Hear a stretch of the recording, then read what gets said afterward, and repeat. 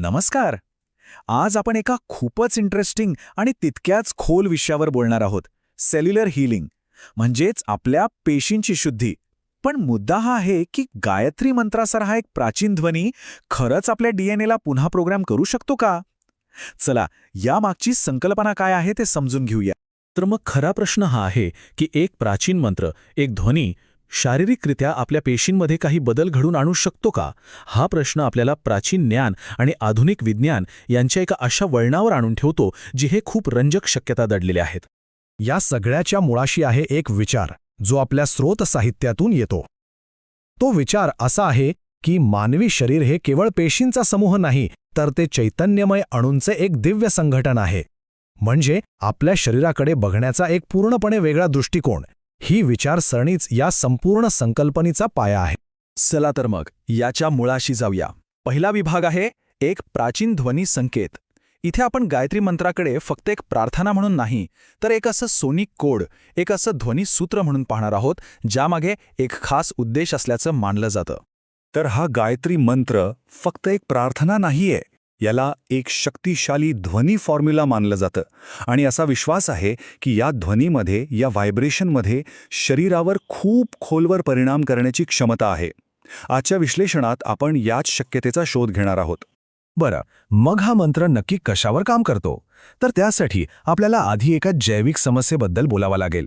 स्रोतामध्ये याला cellular noise किंवा आपल्या सोप्या भाषेत पेशीय गोंधळ असं म्हटलं आहे. तर हा बायोलॉजिकल नॉईज म्हणजे नक्की काय? ही आपल्या पेशींच्या पातळीवरची एक गडबड आहे, एक विसंवाद आहे. असं मानलं जातं की अनेक रोगांचं मूळ आणि पेशींमध्ये विषारी द्रव्ये जमा होण्याचं कारण हाच गोंधळ आहे. थोडक्यात काय, तर पेशींच्या कामात आलेला एक डिस्टर्बन्स. आणि इथेच मंत्राचा रोल येतो. सिद्धांत असं सांगतो की हा मंत्र एका बायो रेझोनन्स टूलसारखं काम करतो.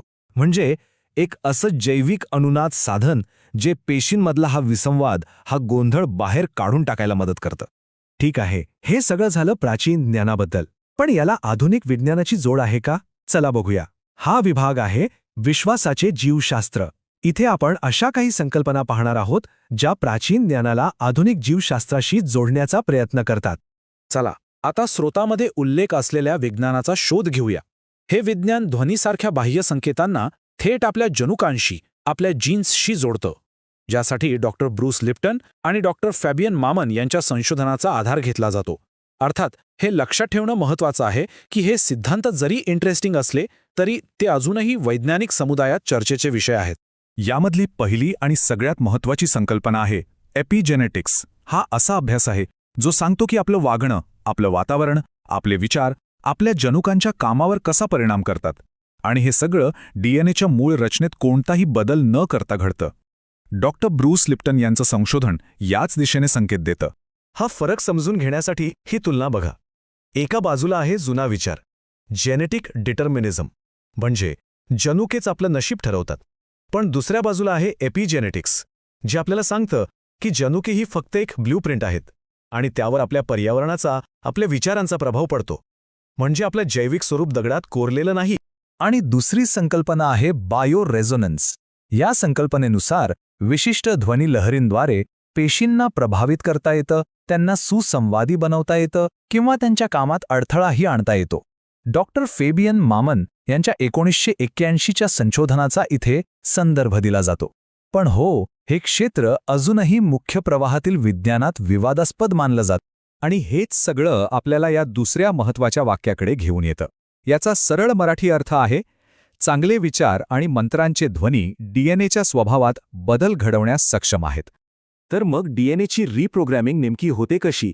या विभागात आपण बघूया की गायत्री मंत्र डीएनएमध्ये शारीरिक बदल कसा घडू शकतो, याबद्दल स्रोतामध्ये नक्की काय प्रक्रिया सांगितली आहे. ह्या सगळ्या प्रक्रियेच्या केंद्रस्थानी आहे एक आकडा, आणि तो म्हणजे 24. हो, गायत्री मंत्र हा 24 विशिष्ट अक्षरांनी बनलेला एक अचूक कोड आहे. आणि असं मानलं जातं की या प्रत्येक अक्षराचं एक विशिष्ट कार्य आहे.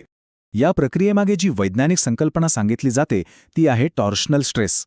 आता हा शब्द थोडा टेक्निकल वाटेल, पण सोप्या भाषेत याचा अर्थ आहे एक प्रकारचा पिळवटणारा ताण किंवा घुमावदार बल.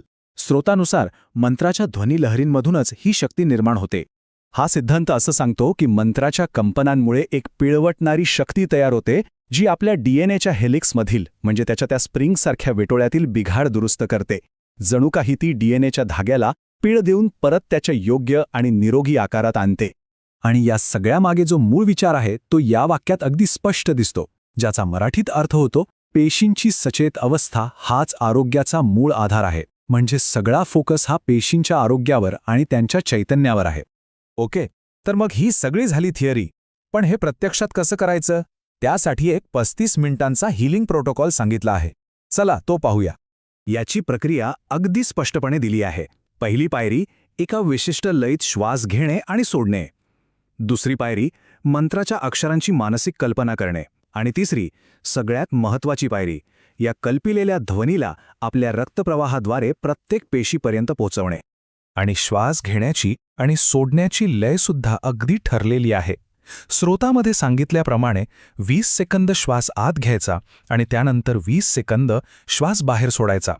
आणि हे संपूर्ण सत्र साधारण 35 मिनिटांचं असावं अशी शिफारस केली आहे. तर मग आजच्या या विश्लेषणातून आपण काय काय पाहिलं?